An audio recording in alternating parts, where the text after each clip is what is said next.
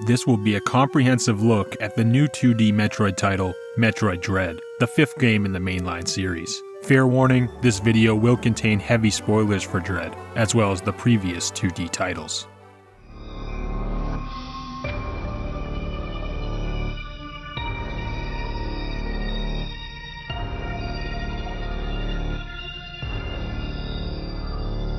(1986's Metroid for the NES is one of the most important and well-respected video games of all time. Several themes and concepts introduced in Metroid have stood strong through generations of gaming.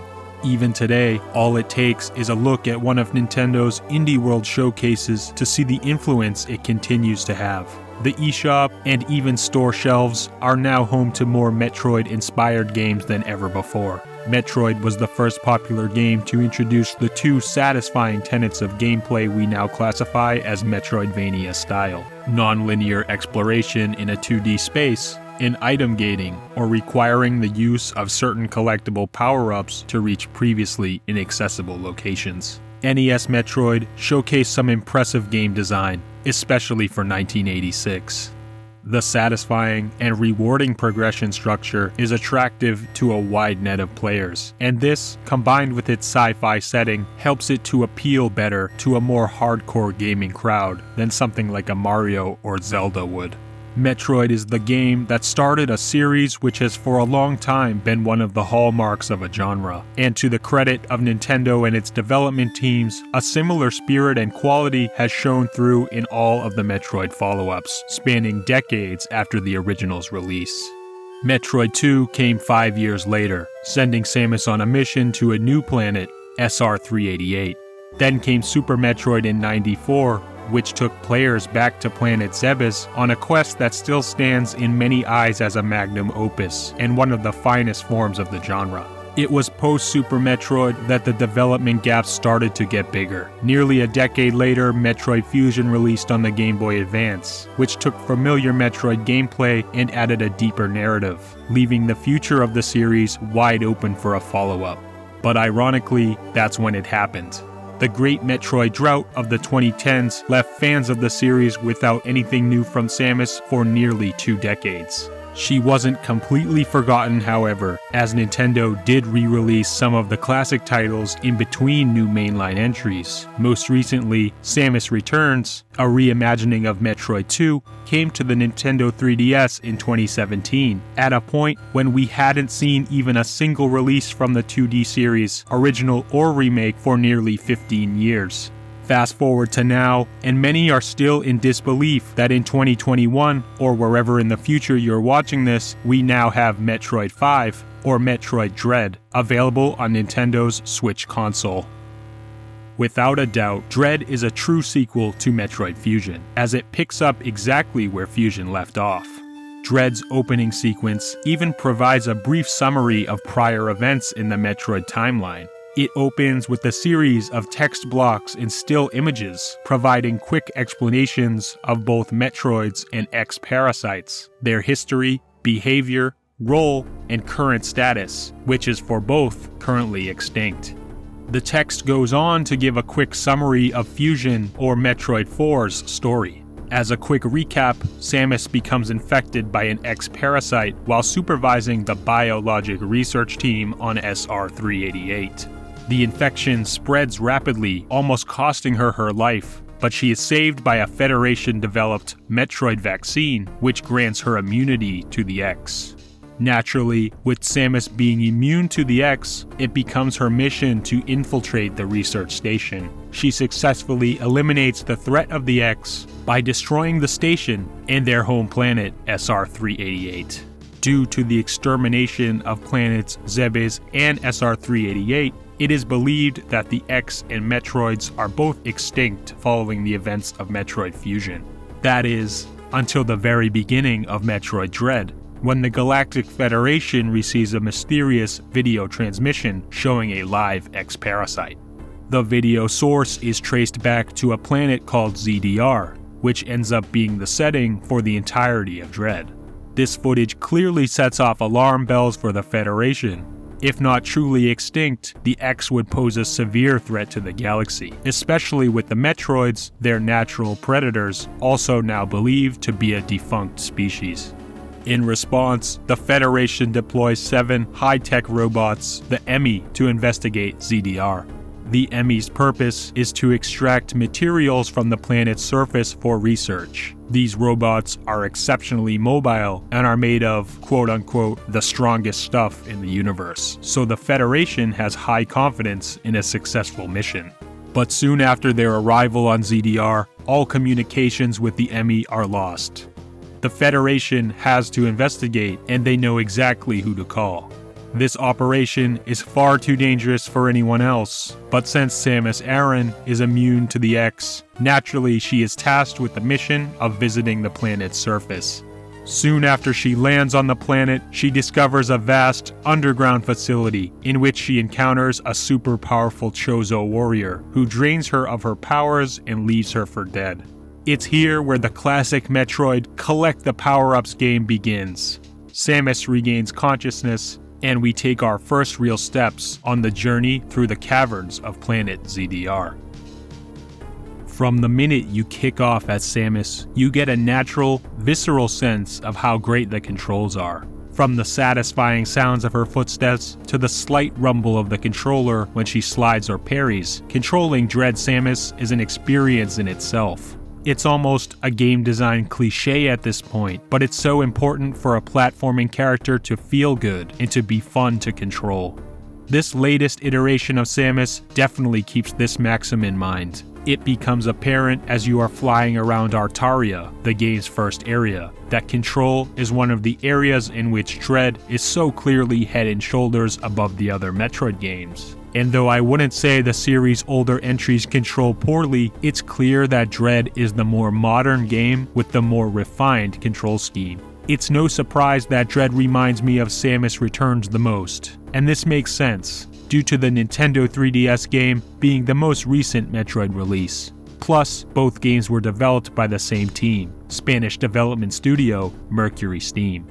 If you are at all familiar with Samus Returns, there were several key control elements introduced in that game which make their way over to Dread. First, and perhaps most notably, is the ability to freely aim Samus's shot by holding down the L button and moving the cursor with the control stick. This aiming style leads to far more precise control than earlier titles, which only allow aiming left, right, up, diagonally up left, diagonally up right, diagonally left down, diagonally right down, and if you jump into the air, you are able to aim the arm cannon straight down as well. Like Samus Returns, Metroid Dread also allows for full 360-degree analog control when aiming, allowing for more precise and accurate shots. While this system certainly takes some getting used to, especially if you are coming from the classic titles, I prefer it compared to the older method of aiming. It doesn't take long for it to become natural, especially if you've already played through Samus Returns.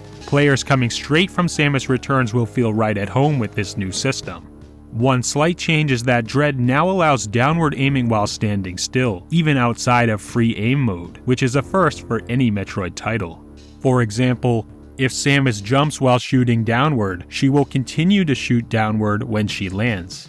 I didn't find this expanded bit of control very useful, as I don't think it came to my aid even once, but I think it's an interesting change that further expands Samus's precision and range of aim control, even compared to Samus Returns.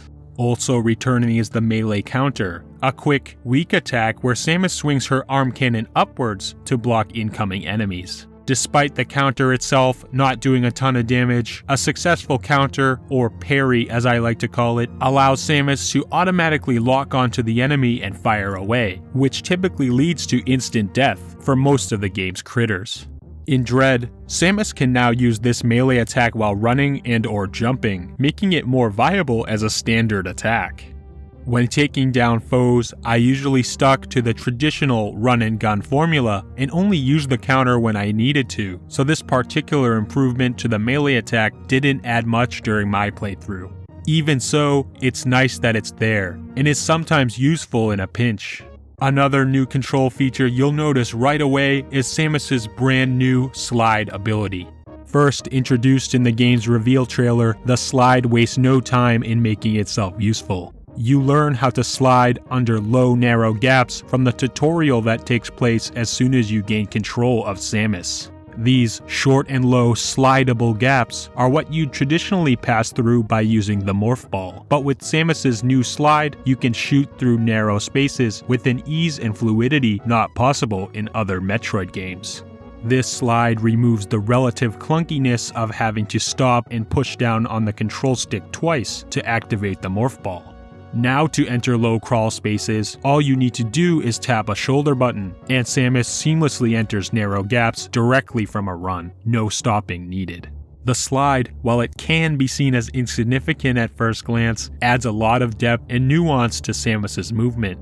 Once the Morph Ball is obtained, Samus can then slide into long, narrow gaps and will take Morph Ball form automatically, again reducing the friction that there used to be when transitioning to ball form. The new slide has some utility in boss battles too, though it for the most part gets outclassed by one of the new Aeon abilities Samus collects. Even so, it can prove to be a useful maneuver for avoiding attacks, a vital skill for taking down bosses.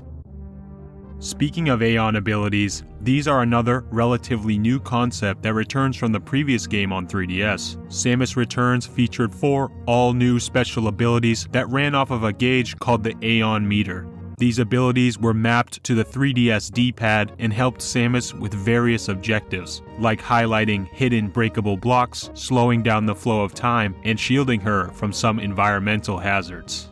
These are a creative, new-school take on Metroid power-ups, and they make their triumphant return in Dread, although there are only 3 this time, 2 new Aeon abilities and 1 returning.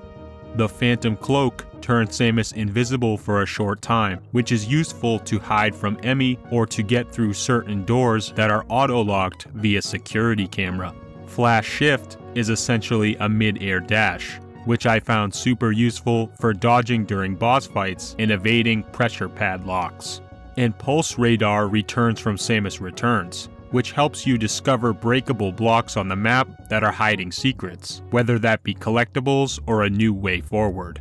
Pulse Radar is very handy when you're stuck, but I found myself using it far less in Dread than I did in Samus Returns. The big change with Aeon abilities this time is that Samus doesn't have to collect Aeon particles from enemy drops or find recharge stations to fill the gauge like in the previous game. Rather, the Aeon gauge automatically refills as Samus moves around normally, and it refills quickly too, further reducing the friction it takes to utilize these abilities. In Samus Returns, I frequently had to grind, which was usually just 5 to 10 minutes at a time of repetitive shooting on enemies in the area, usually these little falling bugs, to refill my health in Aeon gauges just so I could feel prepared enough to venture forward.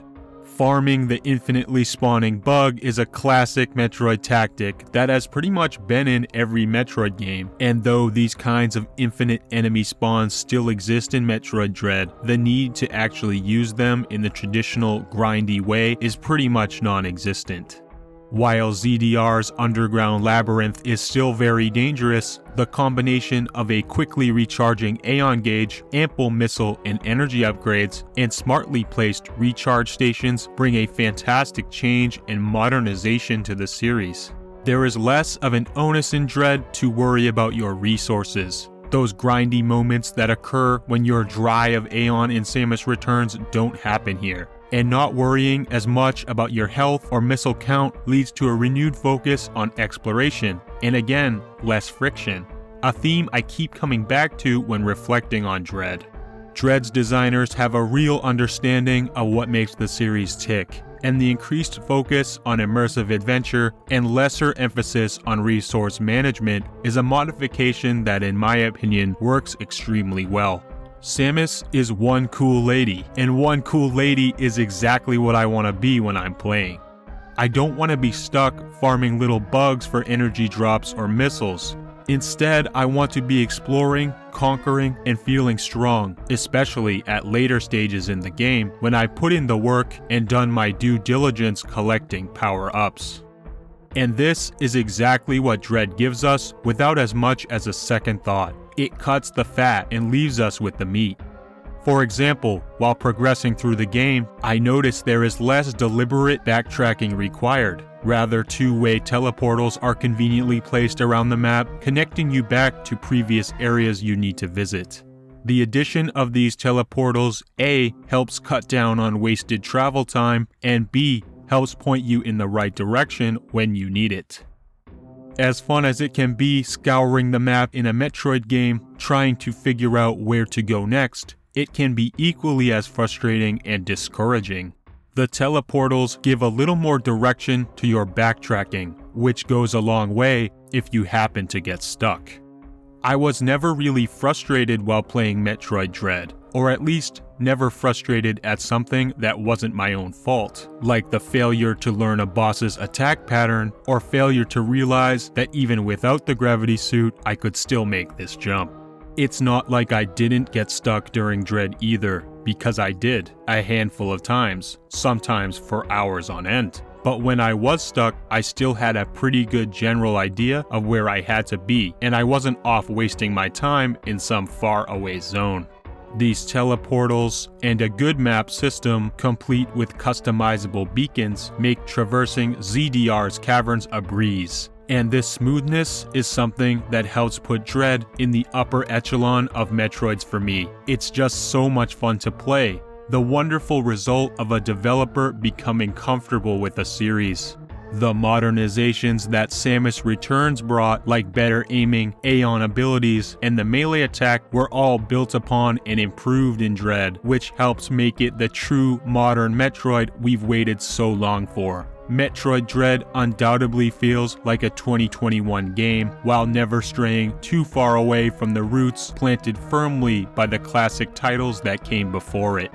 With a series like Metroid, with such a tried and true formula, too much new can be risky. But the devs again struck the right balance. And just like how my fears about Samus Returns melted away while playing it, the exact same happened with Dread. While I feel Dread hit the right balance of new and old Metroid, some of the new changes have an interesting impact on the traditional formula. It might just be a result of me having a more conservative approach when it comes to using Samus's resources, but again, I was never really worried about resource management in Dread. And I wasn't going for 100% on upgrades. I was simply collecting missile and energy tanks as I saw them, not specifically hunting them down. Still, I felt that I had more than enough ammunition to supply my needs, especially with the Chozo statue recharge stations scattered generously around the map.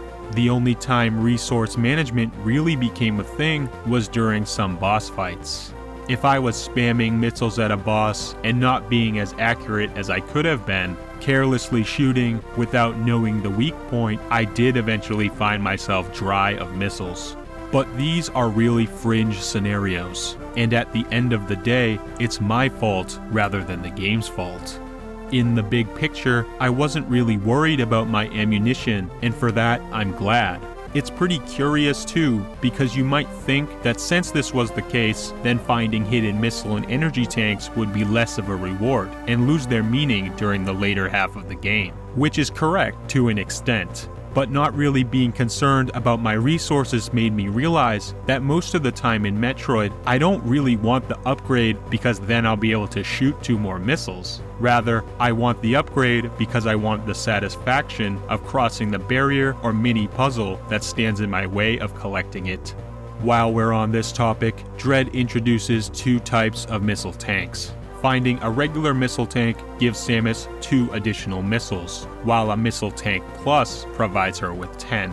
There's a similar type of deal with energy tanks. You'll come across traditional energy tanks like in every other Metroid game, but now you'll also find energy parts, which are a new addition to the 2D series. These essentially serve as Samus's version of pieces of heart from the Zelda series. Collecting 4 energy parts will complete a full energy tank upgrade, giving Samus 100 more energy in her reserves, or in other words, 1 more bar of health. I had a hard time telling the difference between these and regular energy tanks, so it was often disappointing putting in the work to collect what I thought would be a full-on energy upgrade when it was simply 1/4 of a tank and didn't increase my maximum energy at all. Even so, I'm glad collectibles are diversified in this way. It's an interesting change from your cut-and-dry energy and missile tanks, and it's a good way to add more collectible upgrades to the map while making sure Samus doesn't become too OP in the process. The order of collecting power-ups in Dread also differs quite a bit from the rest of the series. I noticed some cases where upgrades that are traditionally collected earlier in Metroid titles are collected later in Dread. Most notably, the Morph Ball is obtained pretty far into the game, when traditionally the Morph Ball is one of the earliest abilities Samus obtains. It's an ability that really does wonders to open up the world, and allows Samus to explore many more areas. But due to the new slide move that Samus starts out with in Dread, small, narrow gaps are crossable from the outset, making the Morph Ball not an immediate necessity.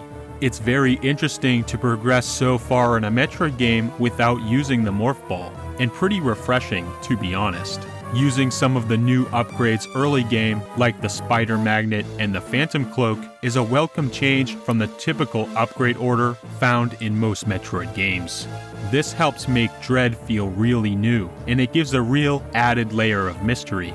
Early on, it helps to cement the fact that this is an all-new Metroid game, complete with unexpected new abilities. Changing around the traditional item order a bit is a good way to make old power-ups that could be seen as some by stale feel a little bit more fresh and rewarding to collect.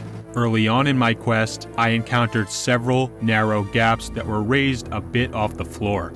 With the gaps being raised from the ground, I was unable to use Samus's slide ability to get through them. I realized that the only way I was getting through was with the Morph Ball. But often, since I was well into the quest at this point, I would assume I had the Morph Ball already, since historically, it's a very early obtained power-up, and try to get into these gaps only to realize that this type of obstacle, which typically wouldn't be an issue at this point in other Metroid titles, was posing quite the problem in Dread. And this really stuck with me during the early hours of the mission. My inability to cross these gaps caused me to remember where they were on the map, and once I did get the Morph Ball just a few hours later, these raised gaps were still there for me to come back and explore, opening up even more of the map. That's the beauty of Metroid. One of the major new elements in Dread are the Emmy sections. Facing an Emmy robot sort of brings me back to the SAX encounters in Metroid Fusion. Dealing with an Emmy is basically an extended stealth segment / boss fight that spans multiple rooms. There are special parts of some of the area maps called Emmy Zones. Basically, these zones are a series of rooms each Emmy is assigned to patrol, so Samus needs to proceed in these areas with caution. The goal is to move through the Emmy Zone undetected by these sentry robots and find the Omega Cannon, the only one of Samus's upgrades that will do any damage to them. The Omega Cannon is a temporary upgrade that disappears each time an Emmy is destroyed, but each time you find it, you're able to melt their faces off with a consistent beam of energy and then charge up for one final blow, taking them out of commission. The Phantom Cloak is key to survival in Emmy Zones, and it is a really interesting addition to Samus's kit. It runs on Aeon energy, but if you use it for a long period of time and the Aeon gauge is depleted, your usage will extend and start draining your health as well. As it saps Samus's energy quickly, you won't be able to do this for long, but it is available as a last-ditch measure. As cool as this concept is, I didn't find myself getting to those kinds of dire straits all that much. I typically just ran away from the Emmy until I found out where to access the Omega Blaster. This led to a lot of deaths, but it was my preferred approach. I don't really like waiting. The sense of fear here is real though. The Emmy are fast and smart, living up to the high praise that the Federation billed them with at the beginning of the game. Even when you are invisible from the Phantom Cloak, it's still tough, because it's hard to tell where the Emmy are going to walk, and if they even touch you at all, you're done for. Unless you manage to successfully counter their attack, of course. In Dread, there is a small chance to free yourself from the clutches of an Emmy if you time a parry at exactly the right moment. But it's not as simple as it seems. Maybe there's a deeper science to it, but from my findings, the Emmy counter is pretty much just random. The game itself rightly calls it unreliable. Over many repetitions, I did feel like I got better at anticipating the timing, but with it always being random, it was overall a very unreliable strategy. Pulling off a successful counter is a thrill though. It can give you that adrenaline pumping last lease on life, especially during situations where you really don't want to die and start the room over. There was even a time when I got 2 counters in a row, which definitely pumped me up. The Emmy counter doesn't really change much, since it's basically all luck based, but it's a fun little mechanic that can lead to some really tense and exciting moments. The Emmy encounters are a fun second pillar that stand next to traditional boss fights, and I found them overall pretty challenging and satisfying to complete. Although, there were times when I was a bit annoyed when coming across an Emmy zone. With Dread being such an immersive game, with such an emphasis on exploration, it was a little off-putting to pretty much completely switch gears and deal with a stealth section. It definitely breaks the zen-like state I sometimes get in when exploring Metroid games, which is a little jarring, despite the fact that I generally enjoyed the Emmy encounters in retrospect. 2D Metroid bosses have always been great, and Dread continues the trend with some top-notch fights. The best of these nail the perfect 2D action platformer boss system of forcing you to learn patterns in order to stand a chance. You have to learn each boss fight and be able to evade attacks while hitting their weak spots.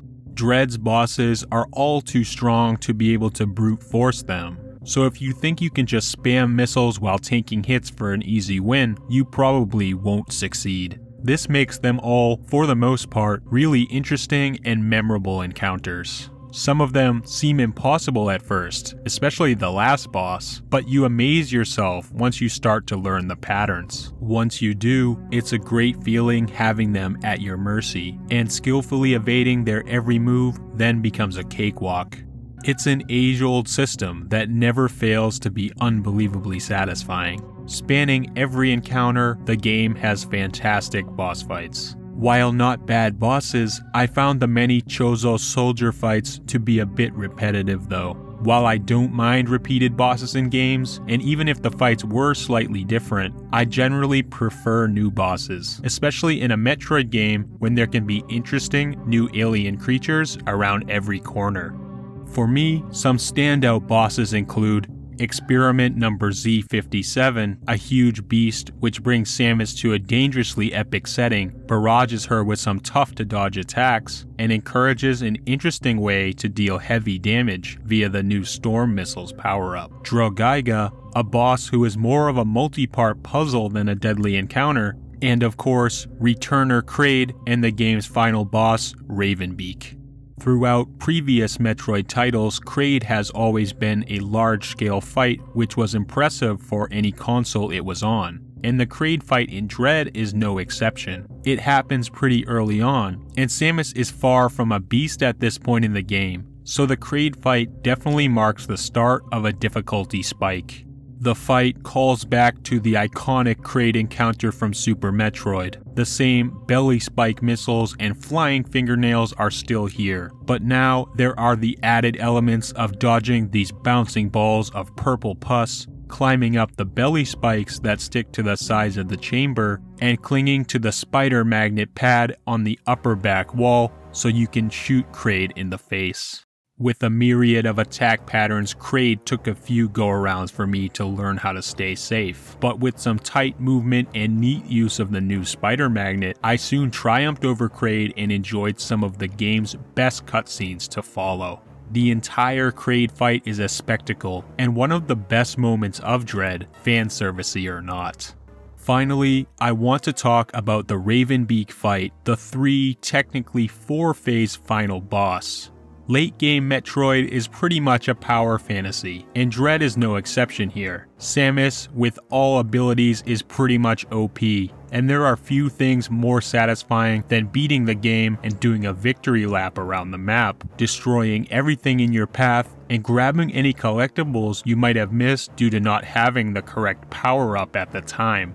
This is how you feel arriving at the game's final area. All power-ups are in tow, and Samus feels like a boss. She controls like a beast and mows through enemies. You don't even have to think much further than melting anything you touch with a screw attack like they aren't even there. Despite this, I was quickly humbled within the first few seconds of the Raven Beak fight. His extremely fast melee attack mauled me for multiple hits, and not knowing how to deal with his energy attacks, including his black orb and red energy drain, dropped my health to 0 faster than I could blink. I legitimately didn't think I was going to be able to beat this fight on my own. Like I mentioned earlier, some of Dread's boss fights feel truly impossible before you learn how to dodge each attack.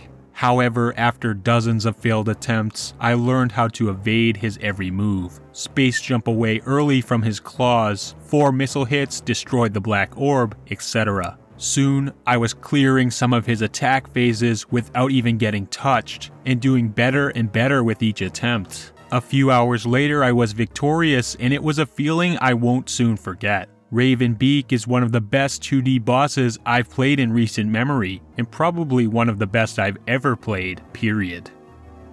And the high praise for Dread doesn't stop here. I need to say that Metroid Dread has some amazing visuals for being on the Switch. Looking at some of the areas and cutscenes, I get the same Luigi's Mansion 3 sense of how did they get this to run so well on this hardware. Even in handheld mode, these visuals are definitely a treat, and Dread is one of the best looking 2D games out there on the market today. The game is smooth as anything too. If there are any drop frames, they're usually on a loading screen or cutscene, making them a non-factor when it comes to gameplay. I've mentioned how Samus's movement is unbelievably smooth, and this is certainly aided by the game's great performance running at 60 FPS. I'm not a technical snob by any means, meaning I don't really care about graphics and frame rates as long as they don't hinder the experience, but man, 60 FPS really does make a difference in a Metroid game. The game's combat and action sequences just feel that much more precise, and it's all very easy on the eyes. Perhaps these impressive Switch visuals come at the expense of these very obvious loading screens, where we just stare at Samus on an elevator for a couple minutes, which I could obviously do without, but if they're necessary to get the game to run like this, then I'll take it. I recommend playing Dread in docked mode to take the experience all in on the big screen. It's then when it really sinks in that you're playing a big, new 2D Metroid on a home console. And that's pretty surreal if you ask me. From the flickering lights as you run through a dim hallway, to a bit of cold air enveloping a door to let you know that there are dangerously low temperatures on the other side, Dread is filled with the little details that help make the world come alive. The environments have so much detail and personality, and it's a real treat exploring and finding thoughtful surprises around every corner. I found the more natural settings like Gavoren and Barenia to be the best areas for eye candy. Although each area on the map has some nice environments, I feel like the majority of the areas consist of metallic, space station-like territory. And while these are beautifully detailed in their own right, at times they feel a little sterile. This kind of backdrop obviously makes sense due to the game's outer space setting, so it's not like it's out of place or anything. But personally, I find the more natural settings of ZDR's caverns, like Barenia's water-soaked halls or Gavoren's underground forests, more interesting. I would have liked to see a few more natural areas and a bit more variety in color and wildlife. For example, the new enemies found in both Gavoren and Barenia were super unique. Gavoren was filled with some frightening new insects, while Barenia was home to some dangerous aquatic life that made me cautious of every body of water. I found myself really impressed at some of Dread's set pieces, notably when the camera would change perspective in certain areas. This is something that didn't really occur in the other pixel art based 2D Metroid games, so taking in a wide angle view of a large tunnel or a close up on a small underground passageway was breathtaking at times. For example, look at this molten backdrop as I run through the tunnel in Cataris. Or look at any of the areas near the game's transport shuttles, where we can see the exterior of the planet. These are all gorgeous and impressive backdrops that give me a strong urge to explore them Metroid Prime style, even though I know I can't. Planet ZDR proves itself to be a memorable setting, which is excellent because as much as I love Samus, the main character of a Metroid game really is not her, but the world she's exploring. Dread's soundtrack is filled with atmospheric pieces that suit the game's environments well. The first theme in Artaria is quiet and desolate, effectively conveying the caution Samus must take in these early moments before her abilities are recovered. The Cataris theme has the deep tones needed for volcanic caverns, and the same goes for Barinia and its bubbly, water-washed soundtrack. Music in the Emmy Zones literally sound like there's a radar device constantly scanning for your presence. Atmospheric is the perfect way to describe Dread's music, and it helps paint the full picture for some of the game's most memorable areas. Also, the new versions of classic tracks were a standout to me. Maybe it's because it's been so long since a new title in the series, but I just about cried some real tears when a new version of Samus's theme played while I was reading the text during the opening sequence. I can't explain it, it just got me. In the larger sense, however, none of the music really stood out to me as memorable Dread music that I'll remember for years to come. The first Emmy Zone music is probably the closest thing due to how unique it sounds, but I don't think any songs will stick as instant classics in the same way that many tracks from, say, Metroid Prime did. I think Dread's music succeeds in doing its job, helping to convey an atmosphere and at times that all-important sense of dread. But for me, it doesn't rise above expectations. While we're talking about the presentation, we can't forget about the cutscenes. Dread features the most cutscenes in the series, aside from probably Fusion and the 3D games. The difference between Dread and Fusion cutscenes, however, is that Dread's are fully animated and for the most part voice acted, compared to Fusion's, which are mostly just stills and text boxes due to it being a Game Boy Advance game. Dread carries on the spirit of Fusion through the character of Adam, the computer system revealed to be a digitized version of Samus's former commander, Adam Malkovich, who died during the events of Metroid Other M. Just like in Fusion, Adam speaks to Samus from the game's navigation rooms, but in Dread, these cutscenes are fully voice acted.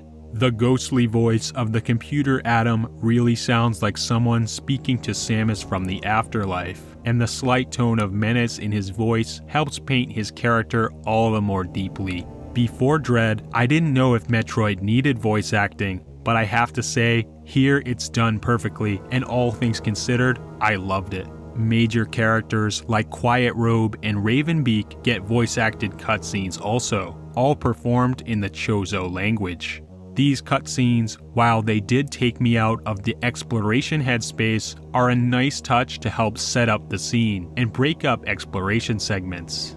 Plus, some of the voice-acted cutscenes are really poignant when it comes to explaining the situation and conveying the weight and emotion of some of the story sections. Samus's epic line in Chozo when she learns about the true reason for her mission sets the tone for the rest of the game. And as soon as Samus finally meets an ally on ZDR in Quiet Robe, a Chozo scientist captured by Ravenbeak, he is just moments later impaled and killed by a robot soldier. The Chozo voice acting gave these scenes so much more life and weight than if I was simply reading the subtitles and watching them play out wordless. Though Samus is still very much a quiet protagonist, and much of the game's dialogue is from the Adam computer system, cutscenes provide some vivid illustration to this long-awaited continuation of the story between Samus, the Metroids, and the X.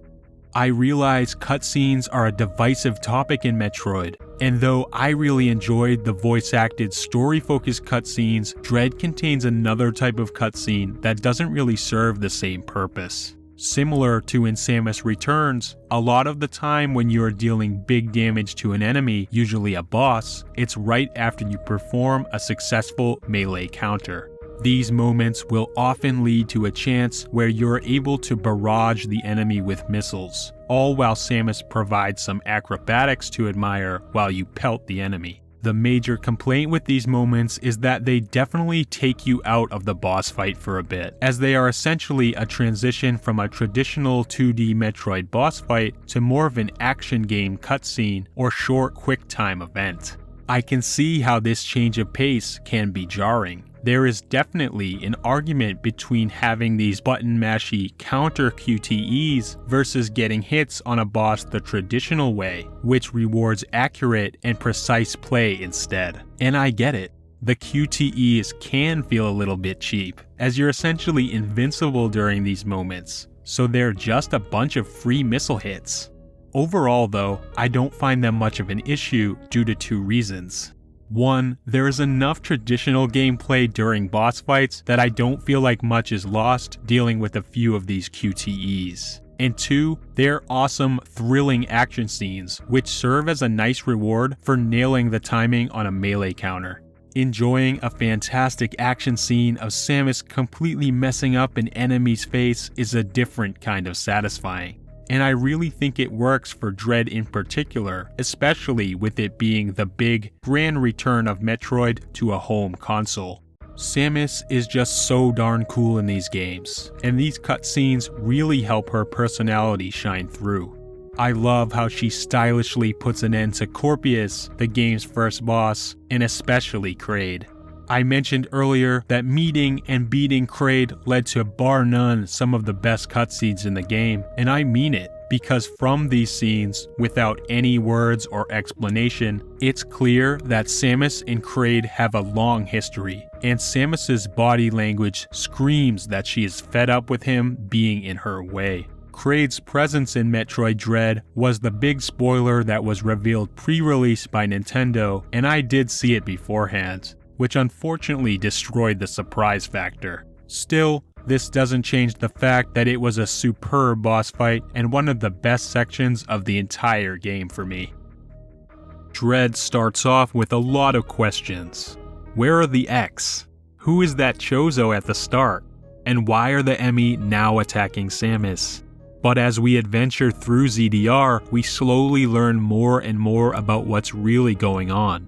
The adventure really comes into its own right around when we enter the facility in Elon and X-parasites come into the fold. It's here when they are released and begin infecting everything on the planet, lowering temperatures to create a frozen version of Artaria, bringing dynamic change to the world map at just the right time. It's here when we start absorbing X-parasites instead of missile and energy drops. It was a gradual revelation, but over the course of the game I was reminded more and more that I was playing a true successor to Fusion, and this really was a continuation of that story. That being said, there's one huge nagging problem. Dread features absolutely nothing about Samus disobeying the Federation's orders in Fusion. It's just completely skated over. Is that just forgiven now? It's so strange how the major cliffhanger that Fusion ends on is not even so much as mentioned in Dread. That was the lingering question in Metroid lore for almost 20 years. How are we just gonna gloss over it in Metroid 5 like nothing ever happened? It's a strange decision narrative-wise. But as expected with many Nintendo games, it's not really about the story, and in the end, I don't care all that much. Maybe since the live X-Parasite footage was such a menacing prospect, the Federation really couldn't be bothered to confront Samus about her disobedience. Or maybe we'll eventually see some more of the politics between Samus and the Federation in Metroid 6, if that ever comes to be, who knows. Either way, I'm not too upset about it because of the fact that Dread's ending is so satisfying. I'm talking now about the ending, so final warning on spoilers. Though I did kind of expect Ravenbeak to have some kind of connection with Samus, it was still a nice payoff when it was revealed that he was technically sort of her father. This is the catalyst that leads us into the final confrontation with Ravenbeak, giving this great boss fight some epic context. The next big surprise was the X taking hold of Ravenbeak's weakened form at the end of the final boss fight, fusing him with what I think might be Kraid's dead carcass to create a terrifying final behemoth. I expected that there would be some kind of final form Ravenbeak, because typically Metroid games end with some crazy monster, and this hunch was correct. And this crazy monster really didn't disappoint.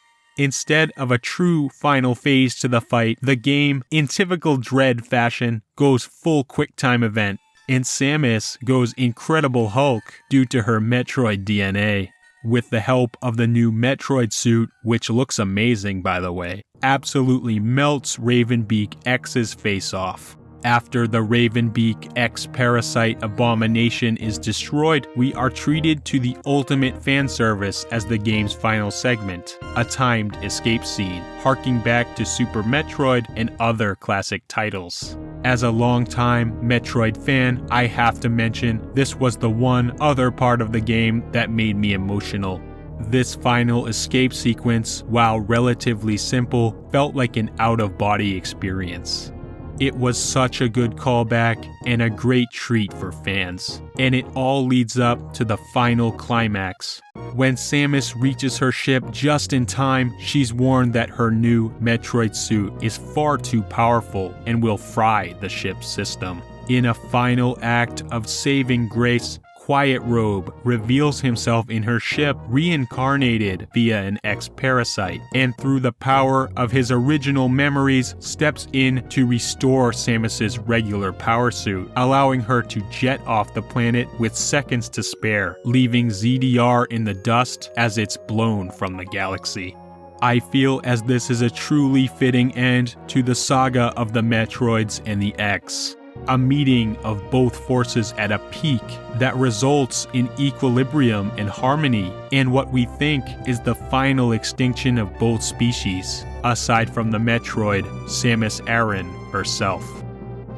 Dread isn't perfect, especially after a nearly 20-year wait, but I'm so glad it's here. It really is the love child of new school Mercury Steam Metroid and the all-time classic traditional style of Metroid 1 and Super. Here I am gracefully sliding under gaps and using the melee counter to trigger action cutscenes. All the while I'm scouring the map on the hunt for classic power-ups like the Morph Ball and Speed Booster. To use a tired, albeit fitting cliche, Dread is the best of both worlds, and for the most part, it keeps and improves on the series new while trimming out some of the slow and archaic. I believe it unites the best parts of each Metroid title up until now. It's built off of the classic framework introduced in Metroid 1 and refined in Super. It has the best of Samus Returns controls, innovations, and boss fights. And it expands on the great story and lore brought to us in Fusion. While it's too early to say if it dethrones Fusion as my favorite 2D Metroid, it's certainly in the running. Dread is an adventure I wholly enjoyed from a franchise I absolutely love. It's nice to have new Metroid games once in a while, isn't it?